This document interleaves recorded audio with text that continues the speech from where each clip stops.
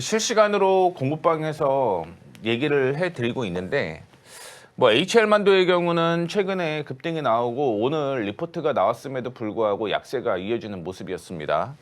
개인적으로 보게 되면 리스크 관리가 이제는 좀 필요한 시점이 아닐까라고 생각을 하고 있어요. 다만 조정을 받을 때 재매수하는 전략이 유효하다라고 보고 있고요. 보시다시피 왜 제가 리스크 관리가 필요하다라고 얘기를 해드리는 거냐면 주가가 이렇게 상승을 할 때 기관 쪽에서 매수세가 이어졌던 걸 확인을 해볼 수가 있을 것 같은데 최근에 들어서 기관 쪽에서 매도를 하고 있죠. 그러면 기관의 수급에 의해서 상승을 했던 게 기관에 의해서 하락을 한다라고 하면 당연히 리스크 관리가 필요하다라는 거 참고해 주시면 좋을 것 같고요. 오늘 긍정적인 리포트는 계속 나올 거예요. 향후의 실적도 상당히 긍정적일 겁니다. 다만 그게 있어요. 실적과 기본적 분석이라고 하죠. 그리고 기술적 분석이 충돌을 하게 되면 일반적으로 기술적 분석이 먼저 움직인다. 이렇게 보시면 될 것 같습니다. 어떻게 됐든 우리가 실적을 체크를 하는 건 적어도 3개월 이상이잖아요. 근데 심리는 바로바로 적용이 됩니다. 그래서 중장기로는 다시 한번 올라갈 가능성이 있겠지만 심리적으로는 주가가 조정을 받았다 올라갈 가능성이 있으니 그 타이밍을 다시 한번 노려보자라는 측면에서 말씀을 해드리도록 하겠고요.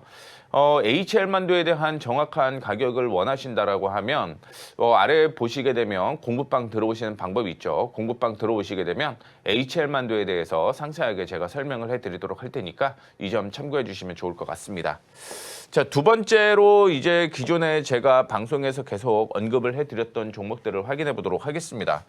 오늘 JW 중해제약이 일단은 상승으로 마감을 계속 유지를 하고는 있습니다만 조금은 이제 리스크 관리를 해야 될 시기가 되지 않았을까라고 생각을 하고 있고요.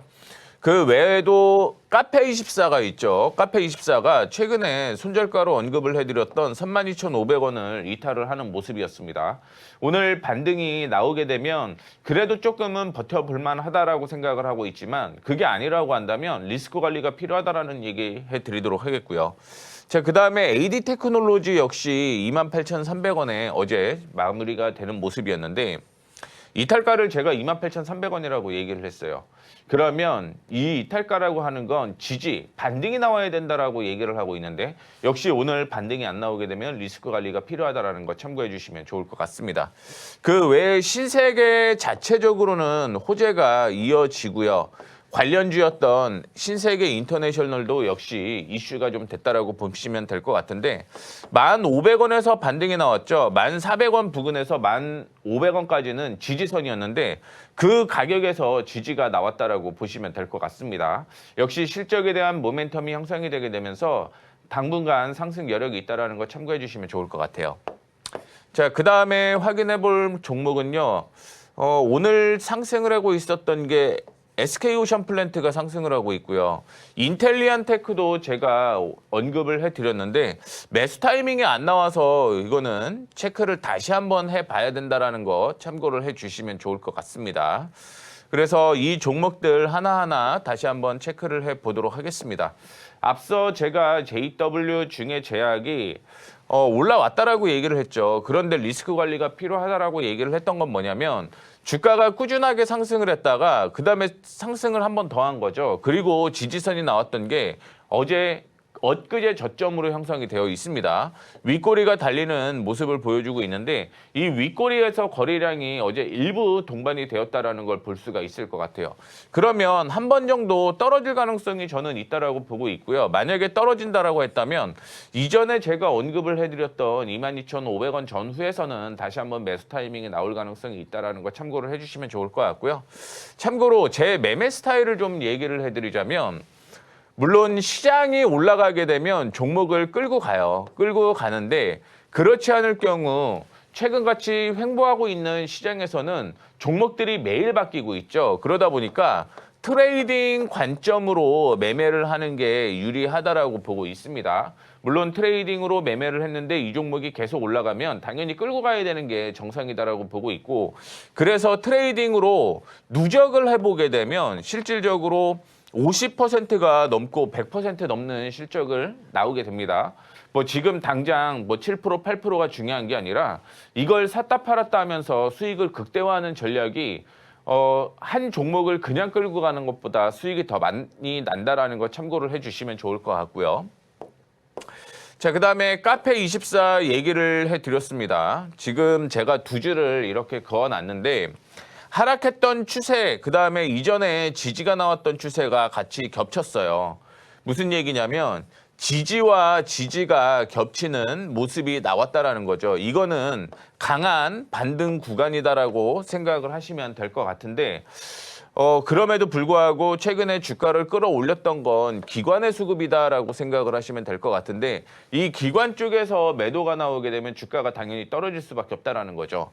그래서 만약에 여기에서 즉 오늘 반등이 제대로 나오지 않는다라고 한다면 카페24도 역시 리스크 관리가 필요하다라는 거 참고를 해주시면 좋을 것 같습니다. 자, 그 다음에 볼 건 AD 테크놀로지라는 종목을 좀 확인을 해보도록 할 텐데 지금 지지와 저항이 형성이 됐던 곳이 이 가격이었어요. 그런데 어제 보게 되면 이 저점을 살짝 이탈하는 모습이 나왔습니다. 뭐 장 막판에는 반등이 나오게 되면서 일단은 이탈가 위로 올라오는 모습이었는데 지지가 한 번에 이탈을 했다라고 해서 지지 이탈했다라고 해서 무조건 매도는 아닙니다.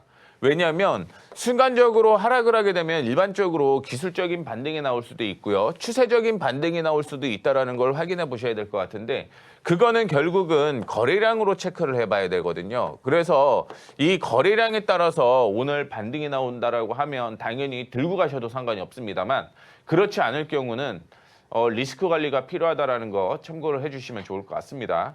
참고로 제가 방송에서 언급을 해드렸던 종목들은요. 공급방에서 그 실시간으로 어떻게 움직인다라는 거 얘기를 해드리고 있다라는 거 참고해 주시면 좋을 것 같고요. 그 다음에 매일매일 그냥 언급을 해드렸던 종목 외에도요. 무료로 공개 방송에서 추천해드리는 종목들이 따로 있다라는 것도 참고해 주시면 좋을 것 같습니다. 자, 그 다음에 우진엔텍을 좀 봐야 될 것 같아요. 왜 우진엔텍을 보자라고 얘기를 해드리는 거냐면 우진엔텍의 경우는 지금 박스권 매매가 이어진다라고 생각을 하시면 될 것 같아요. 그런데 최근에 들어서 횡보를 하고 있는 모습이 나타났다가 22,500원을 돌파를 하게 되면 박스권 안쪽으로 완벽하게 들어오는 모습이 형성이 돼요.